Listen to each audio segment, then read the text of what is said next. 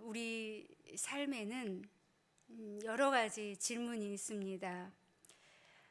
가깝게는 여러분 이제 집에 돌아가시면 내일 아침에는 무엇을 먹을까?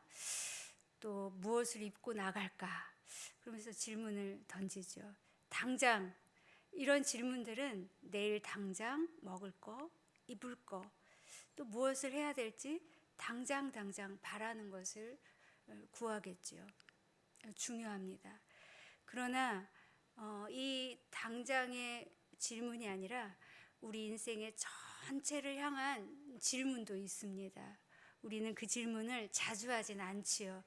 근데 어쩌다 문득 우리의 마음 영혼 깊숙한 곳에서 문득 이 인생 전체를 향한 이제 질문이 던져집니다.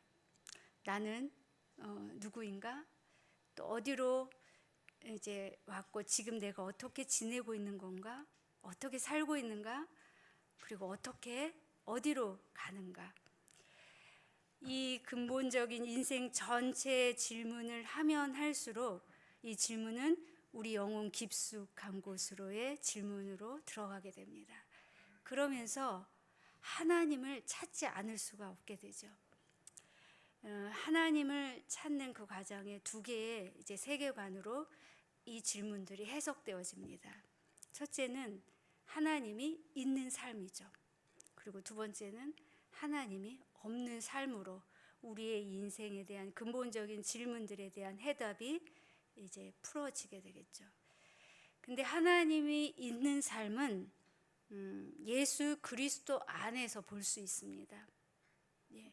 그리고 그 예수 그리스도 안에서 볼 수 있는 그 정점은 무엇이죠? 십자가 사건입니다. 예전에 제가 한번 나눴던 친구인데요. 그 친구는 하나님이 계신 거는 믿어진대요. 근데 교회를 다니지만 여전히 예수님은 안 믿어진다는 거예요. 예수님은 믿어지지 않는다는 거예요.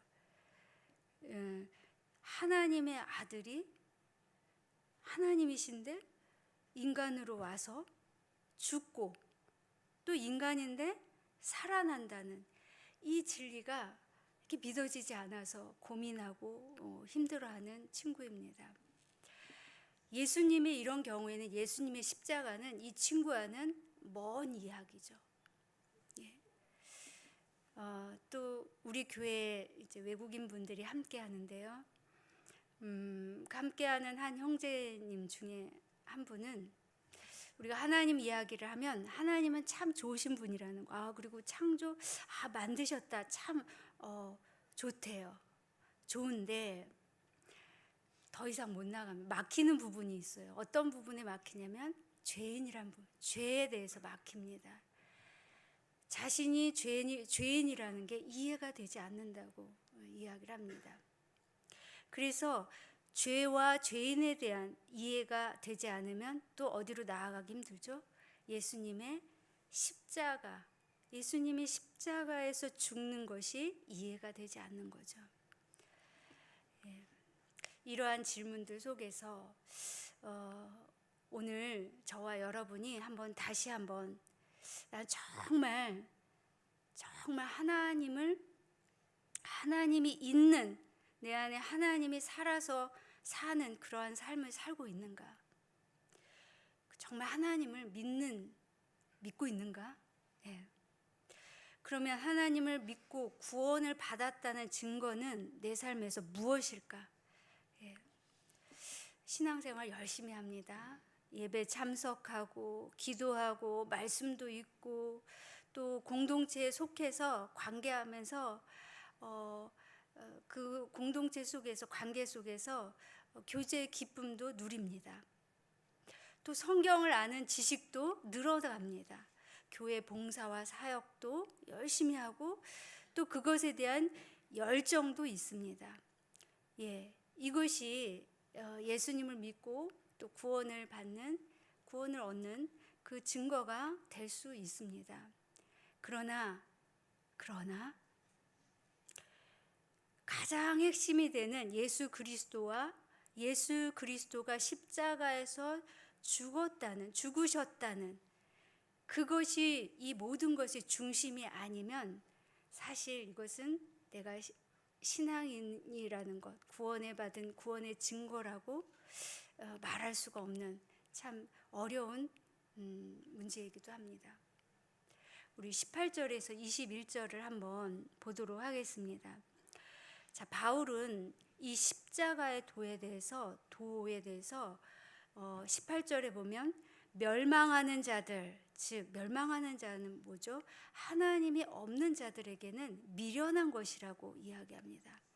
그런데 구원을 받는 우리에게, 즉 십자가의 도를 믿는 자에게는 이 십자가가 뭐라고 그러죠? 하나님의 능력이라고 말씀합니다. 또 19절에서 20절에 보면 이 십자가의 도는 세상에 지혜 있는 자, 선비, 학자죠. 학문을 많이 공부한 사람, 또 변론가, 아주 말에 능숙하고 논리에 뛰어난 지혜자도 이 하나님의 지혜자를 알지 못한다고 합니다. 또 21절에 보면 전도에 미련한 것으로 믿는 자들을 구원하신다고 말씀합니다. 자, 세상에 지혜 있는 자, 선비, 변론가의 지혜로 하나님의 십자가의 도를, 하나님의 지혜를 알지 못하는데 뭐로 안다는 거죠? 전도에 미련한 것으로, 이것으로 믿는 자들을 구원하신다는 거죠. 전도에 미련한 것이 무엇입니까? 바로 18절이 이야기하는 미련하게 보이는 예수님이 십자가로 구원하신다는 거죠. 십자가를 말하는 것입니다. 십자가가 증거하는 것, 이것이 바로 믿는 자들을 구원한다는 말씀이죠. 그래서 바울은 이렇게 고백합니다. 후반절에 가면 예수 그리스도와 그가 십자가에 못 박히신 것 외에는 아무것도 내가 알지 않기로 작정하였다. 바울은 예수 그리스도와 그의 십자가 이전에 너무나 많은 것을 알았던 사람이죠. 근데 이제는 그거 외에는 아무것도 알지 않기로 작정하였다라고 고백합니다. 우리 고린도전서 2장 1절, 2절, 4절, 5절을 한번 보겠습니다. 자, 같이 읽어볼까요? 시작. 형제들아, 내가 너희에게 나아가 하나님의 증거를 전할 때에 말과 지혜의 아름다운 것으로 아니하였나니 내가 너희 중에서 예수 그리스도와 그가 십자가에 못 박히신 것 외에는 아무것도 알지 아니하기로 작정하였음이라. 내 말과 내 전도함이 설득력 있는 지혜의 말로 하지 아니하고 다만 성령의 나타나심과 능력으로 하여 너희 믿음이 사람의 지혜에 있지 아니하고 다만 하나님의 능력에 있게 하려 하였노라. 바울은 작정하고 예수 그리스도와 그의 십자가 외에는 알지 않기로 이렇게 못을 받는 대목입니다. 그러면 당시 이 십자가 형벌은 유대 사회와 당시 또 로마 사회에서는 어떤 것이었을까요? 어떤 의미였을까요? 첫 번째, 유대인에게는, 즉 유대 사회에서는 이 십자가 형벌은 저주의 상징이었습니다. 신명기 21장 22절에서 23절에 보면 제사의식이 쭉 나오다가 이 구절이 나옵니다. 사람이 만일 죽을 죄를 범함으로 네가 그를 죽여, 죽을 죄 지은 자를 네가 죽여서 그를 나무 위에 달거든 그 시체를 나무 위에 밤새도록 두지 말고 그날에 장사하여 내 하나님 여호와께서 내게 기업으로 주시는 땅을 더럽히지 말라. 시체를 나무 위에 밤새도록 두지 말고 얼른 장사 지내라는 거죠. 그 이유가 네게 주시는 그 땅을 더럽히지 말라는 이유죠. 왜냐하면 나무 위에 달린 자는 하나님께 저주를 받았음이니라 라고 말씀합니다. 이 말씀을 갈라디아서 3장 13절에서 인용하면서 이렇게 얘기합니다. 갈라디아 3장 13절에서는 그리스도께서 우리를 위하여 저주를 받은 바 되사, 무엇이죠? 그리스도께서 나무 위에 달려 죽으신 거죠. 저주를 받은 바 되사 율법의 저주에서 우리를 속량하셨다라고 말씀합니다.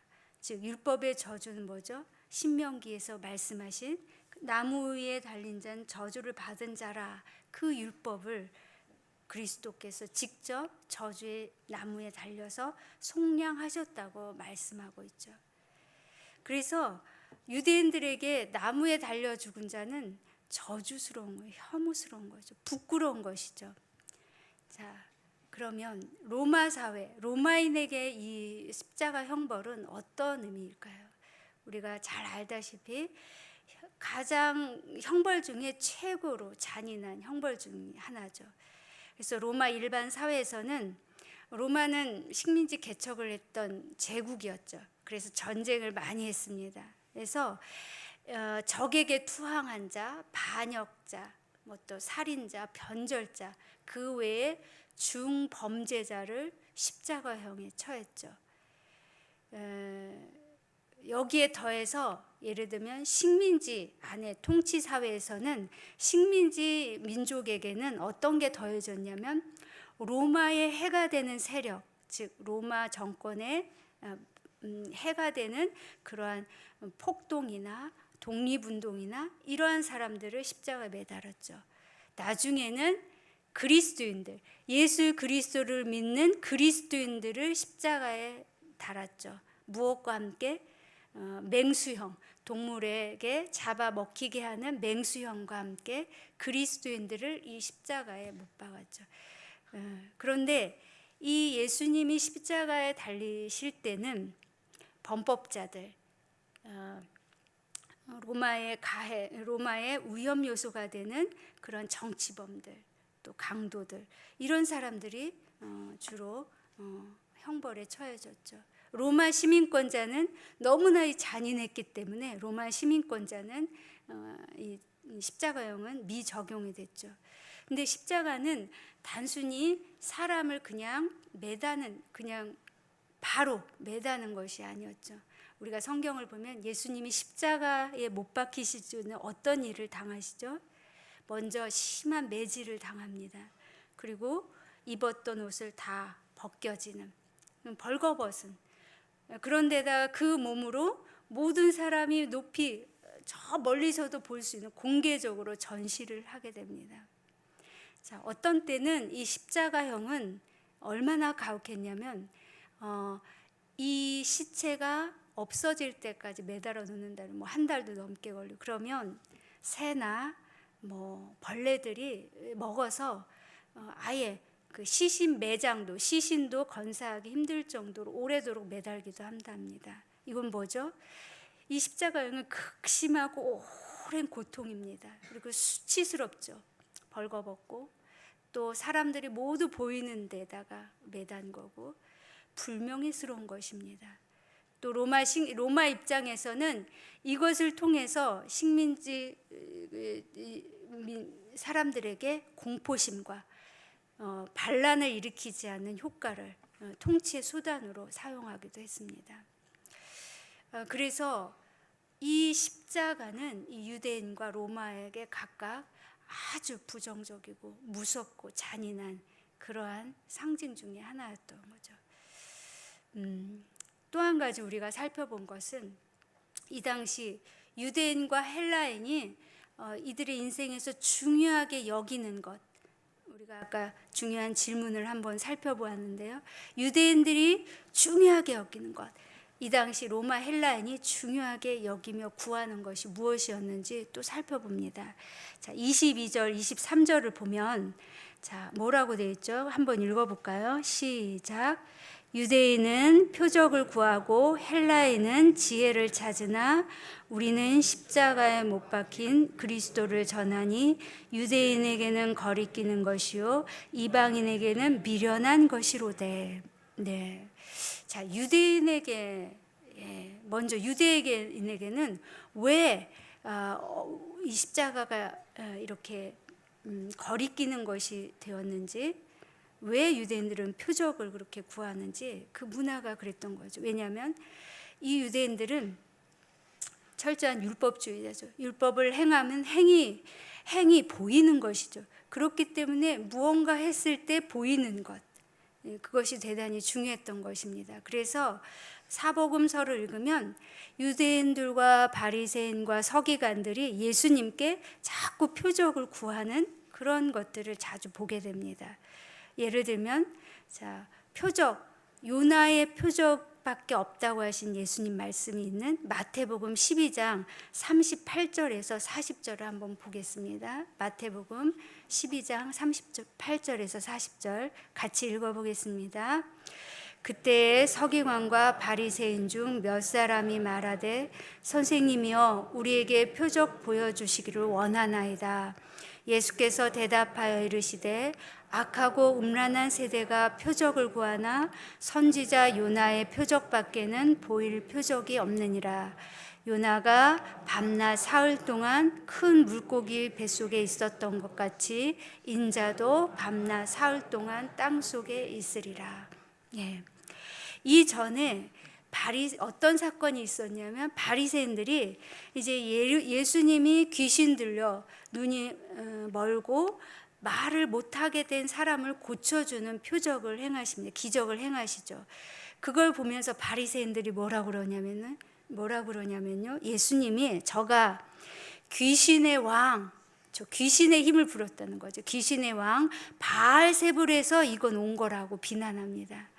예수님이 하나님으로서는 그 권능이 아니라 저거는 귀신 바알세불에서 온 능력이다 하면서 예수님을 비난하죠. 그런 다음에 서기관과 바리새인 중 몇 사람이 예수님께 지금 와서 우리에게 표적 보여주십시오 라는 대목이 이 대목입니다. 예수님은 이 대답에서 뭐라고 하시죠? 요나의 악하고 음란한 세대가 표적을 구하나 요나의 표적밖에는 보일 것이 없다. 그러면서 요나가 사흘 동안 큰 물고기 뱃속에 있었던 것 같이 인자도 밤낮 사흘 동안 땅 속에 있으리라. 즉 너희들이 악하고 음란한 이 세대가 보지 못하는 표적, 즉 무엇이죠? 예수 그리스도 장차 주님이 십자가에서 3일 동안 땅 속에 묻히는 그리고 다시 살아날 것을 암시해 주시는 거죠. 그 표적밖에 없는, 그 표적이 진정한 표적이라고 말씀하시는 거죠. 마가복음 8장 12절에서도 4,000명을 예수님이 먹이신 표적, 그것도 기적이죠. 이 사건들이 뒤에 바리새인들이 예수님을 시험하려고 또 질문합니다. 예수님을 시험하여 이렇게 하늘로부터 오는 표적을 구합니다. 당신이 정말 하나님의 아들이면 메시아가 되는 결정적인 것을 보여달라는 그런 어떤 숨은 의도가 있죠. 뭐라고 하냐면 예수님을 시험하여 하늘로부터 오는 표적을 보여달라 이렇게 얘기합니다. 누가복음 23장과 마가복음 15장에서 십자가에 매달린 유대인 강도 중에 그 강도들이 뭐라고 그러냐면 강도가 네가 유대인의 왕이라면 표적을 보여달라. 그 표적이 뭐죠? 너를 구원하여 십자가에서 내려오라 라고 조롱합니다. 뭐죠? 보여달라는, 기적을 보여달라는 거죠. 그래서 유대인에게 있어서 표적을 구하는 유대인에게 있어서 이 십자가는 얼마나 능력이 없고 연약하다 못해 비참한 그 광경, 비참한 것인지 모릅니다. 그래서 여기 보면 유대인에게는 뭐가 되죠? 거리끼는 것이 되는 거예요. 이거는 방해거리밖에 안 되는 겁니다. 예수님이 십자가는 기적을 행하시고 표적을 행하셔야 될 하나님의 아들이라는 것을 오히려 방해하는, 분명 하나님의 아들이 아니야. 하나님의 왕이라면, 유대인의 왕이라면 십자가에서 내려와서 로마 싹 쓸어버리고 쫙 세워야 되는 거 아닌가. 그래서 유대인에게는 거리끼는 것이 된 것입니다. 자, 그러면 헬라인은 이 당시 무엇을 가장 중요한 거라고 믿고 구했을까요? 여러분 잘 아시는 것이 지혜입니다. 우리가 보통 이해하는 철학이죠. 지금도 이 세대는 철학 사조를 따르는 사실은 이성과 합리적인 것, 그리고 계속 질문하지만 사실은 그 철학적 질문에 우리가 해답을 얻을 수 없죠. 그런데 이 헬라인은 그래서 새로운 것, 또 계속 알아가고 질문하고 그래서 이성적 사고를 통해서, 토론을 통해서 무언가 해답을 얻으려는, 그래서 그것이 지혜로 가는 지름길이라고 믿던 사람들이었습니다. 그 예로 바울이 아덴 지역은 뭐죠? 지금의 아테네죠. 헬라 철학의 꽃이 가장 발달한 그 아덴 지역에서 바울이 설교할 때 그 예를 한번 들어보겠습니다. 사도행전 17장 우리 19절 32절을 같이 읽겠습니다. 시작. 그를 붙들어 아레오바고로 가며 말하기를 네가 말하는 이 새로운 가르침이 무엇인지 우리가 알 수 있겠느냐. 그들이 죽은 자의 부활을 듣고 어떤 사람은 조롱도 하고 어떤 사람은 이 일에 대하여 내 말이 다시 듣겠다 하니. 예. 이전에 그를 붙들어, 누구죠? 바울을 붙들어 그 아레오바고 그 신전 있는 곳으로 가면서 이 새로운 가르침이 무엇인지 우리가 알 수 있도록 잘 풀어서 얘기해 달라고 합니다. 그래서 에피쿠로스 스토아 철학자들이 이전에 바울과 쟁론한다는 이야기가 나옵니다. 바울과 이 새로운 이야기, 이 말쟁이가 무슨 말을 하느냐 하면서 바울이 예수의 죽음과 부활을 이야기하자 이 새로운 가르침을 우리가 알 수 있도록 잘 설득해서 얘기해봐라. 그리고 얘기를 막 들려달라고 끌고 가는 겁니다. 그러면서 얘기를 다 듣고 나서 이야기하는 것이지 32절에 그들이 죽은 자의 부활을 듣고 어떤 사람은 조롱도 하고 어떤 사람은 이 일에 대하여 내 말을 다시 듣겠다 하니라고 이야기하는 겁니다.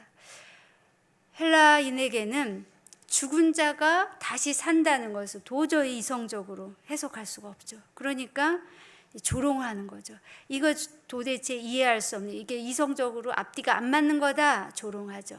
그래서 어떤 이는 그래도 계속 한번 들어보리라, 다시 들어보리라, 다시 물어보고 알아보리라, 지적 탐구 계속 이제 한다는 이야기가 나옵니다.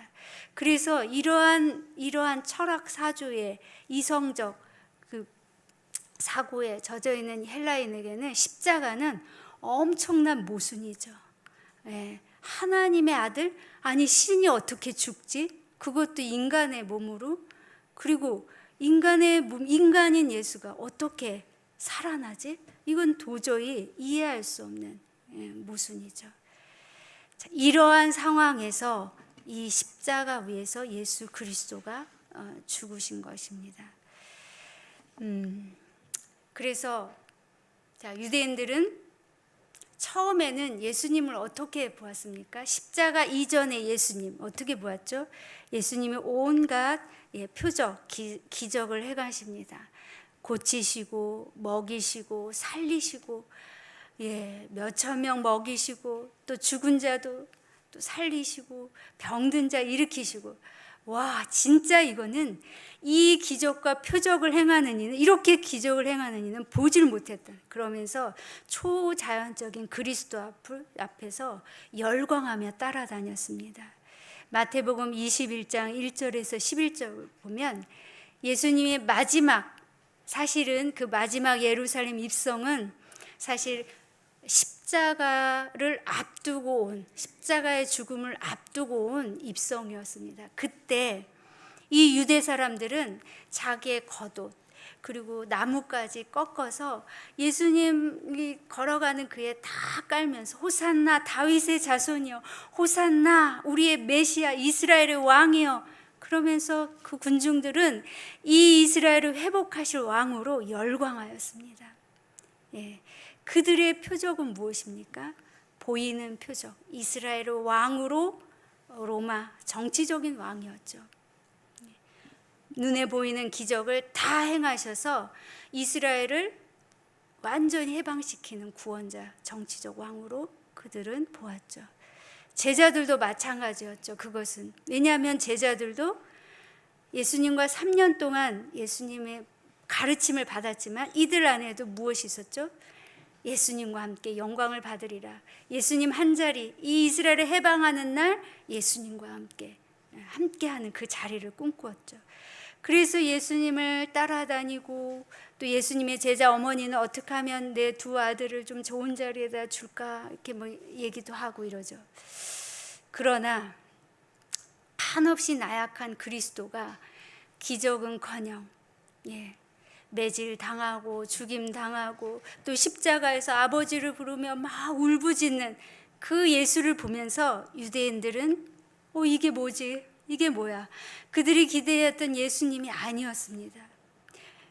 심지어는 사내들인 공에 와서 그냥 힘없이 끌려가는 그 예수님을 보면서 나중에는 그 바리새인과 서기관들의 동주에서 십자가에 못 박으라는 그 무리에 이들이 함께하기도 하죠.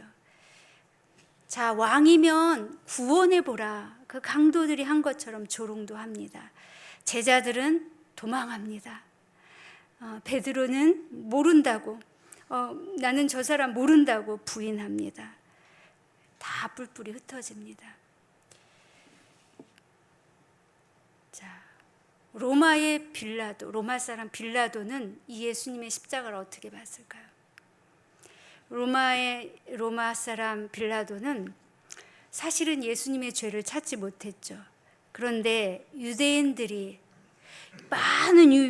수많은 군중들이 이 사람이 로마에 반역하는 자다, 스스로 유대인의 왕이라고 하면서 로마 사회를 전복하려는 위험한 인물이다, 그러면서 이 사람을 정치적 반란을 꾀하는 위험한 인물로 고소합니다. 그러면서 십자가형을 요구하는 이 민중들이 두려웠습니다. 죄가 없는 걸 뻔히 알면서도 이들이 정치적 소요나 밀란이 일어날까 봐 정치적으로 이 십자가를 해석합니다. 그리고 그를 십자가형에 처하는 거죠.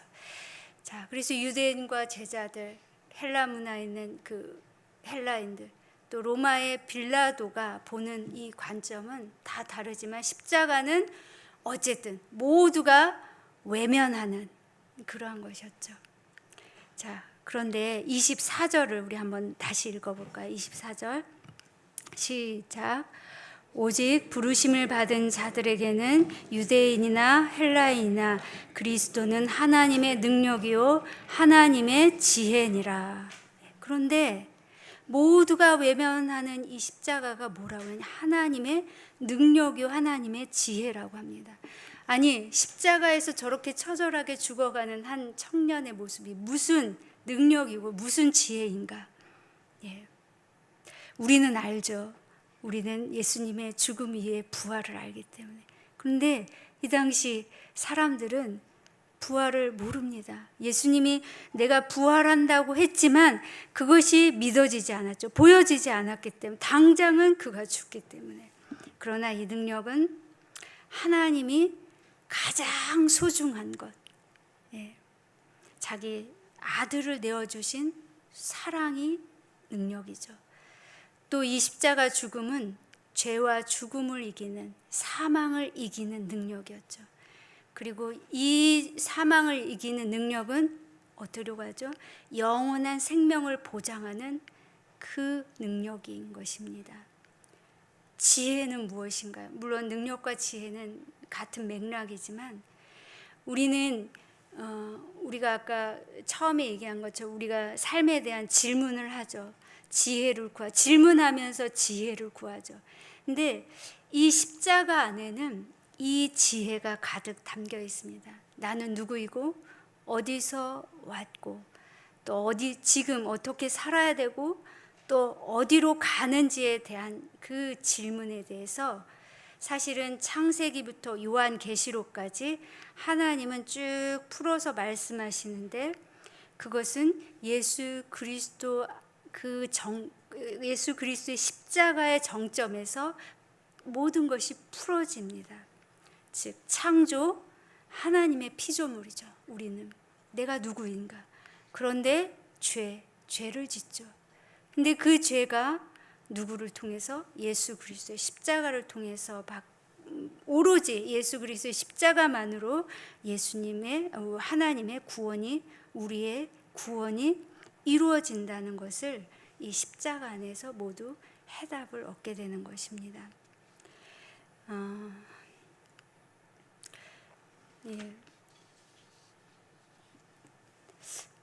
이 시간 여러분과 저에게 한번 질문을 한번 또 던져봅니다. 만약 여러분과 제가 그 당시 유대 사회, 헬라 문화, 로마 식민지 아래 살던 이스라엘의 한 사람이었다면, 저와 여러분은 이전에 봤던 예수 그리스도의 기적의 예수 그리스도, 지금 당장 보이는 십자가 위의 예수 그리스도 앞에서, 이전에 예수 그리스도를 떠올렸지만 십자가 위의 고난 예수 앞에서 우리는 어떤 반응을 보일까요? 저는 100% 아니 200% 아마 유대인들처럼 큰 실망하고 허무하면서, 예수님 그러면 어떻게 십자가에서 매달리기까지 하지만 쫙 하고 내려오실 것 같아요. 내려오실 것 같아요. 아니면 아예 잡히지도 않았을 거예요 라고 하면서 이렇게 봤겠죠.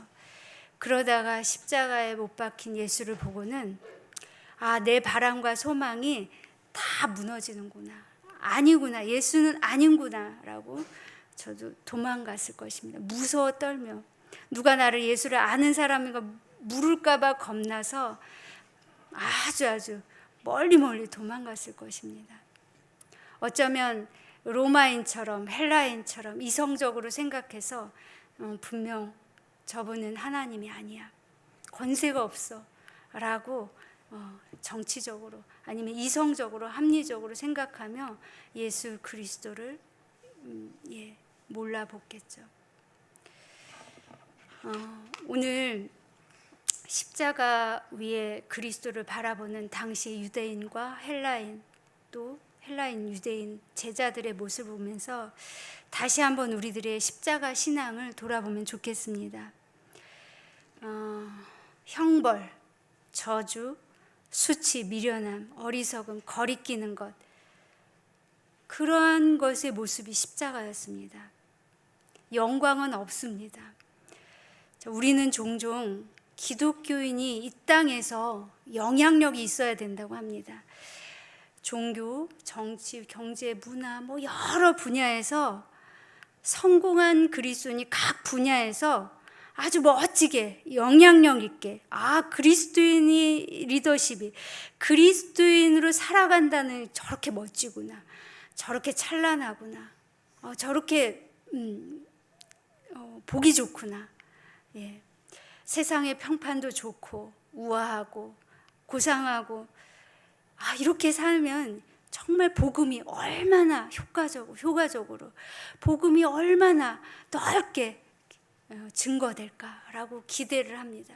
그래서 우리는 성공해야 된다, 우리는 좀 더 잘 살아야 되고 남에게 정말 성공적으로 살아내야 된다, 그런 것이 우리 안에 기대감이 있죠. 그 기대는 그런데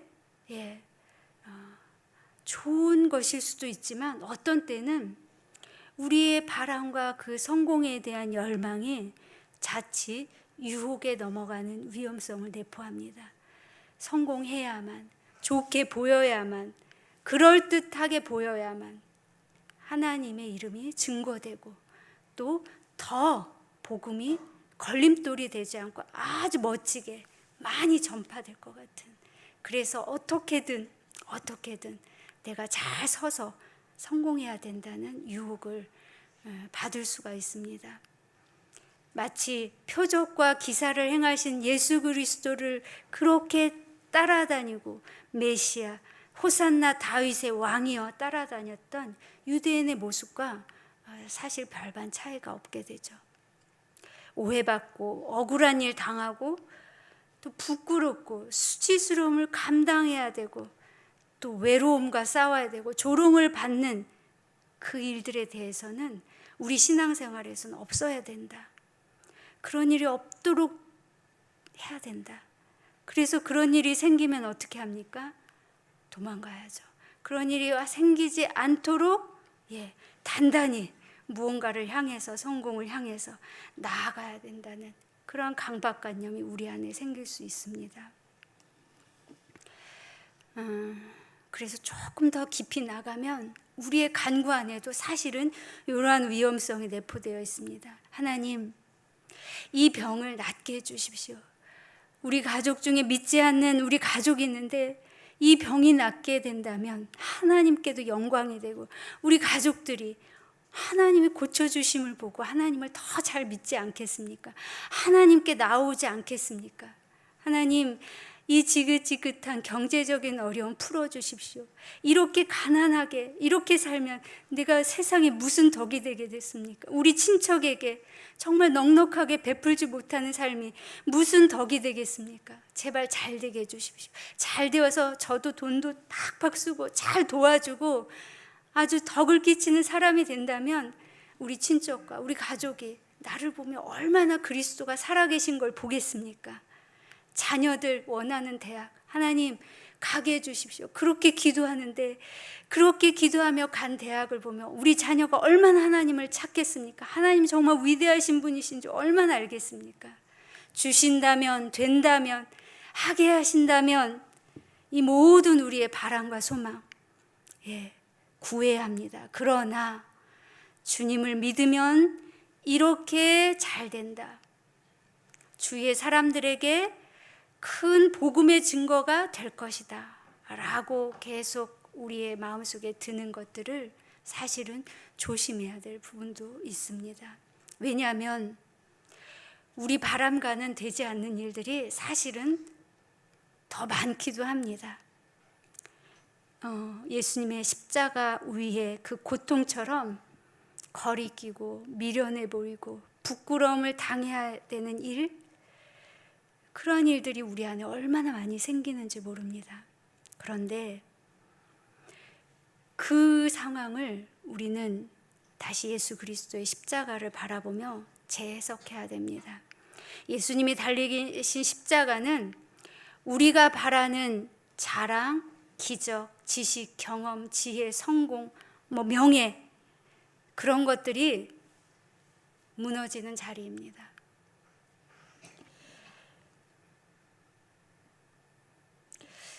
바울은 이 무너짐을 경험한 사람이었습니다. 이 무너짐을 십자가에서 경험함으로 인해 그 그리스도를 경험함으로 인해 그리스도와 십자가만을 알기로 작정하였다고 고백하는 것을 볼 수 있었습니다. 베드로도 실패했죠. 도망갔죠. 제자들도 자기들이 믿던 예수가 아닌 그 십자가에 몸부림치는 예수를 보며 도망갔죠. 그러나 그 무너지는 자신들의 바람이 무너지는 그 십자가 뒤에 부활을 보게 되고 그걸 지난 뒤에 십자가 복음의 능력과 지혜를 더 깊이 알게 되었습니다. 그래서 자신들이 구하는 구원에서 하나님의 구원을 경험하게 된 것이죠. 이 시간 우리도 다시 한번 내가 있는 하나님 안에서 예수 그리스도는 기적을 행하시는 그리스도가 더 우선순위인가? 아니면 십자가 위에 그 모든 것을 감내하시며 기적을 넘어선 고통을 감내하신 예수 그리스도의 십자가 그 귀한 은혜에 내가 더 마음을 쏟고 있는가? 다시 한번 바라보면서 우리의 연약하신 모습, 부끄러운 그 십자가를 다시 한번 바라보며 우리의 부끄러움도 감당할 수 있는 우리 모두가 되기를 소망합니다.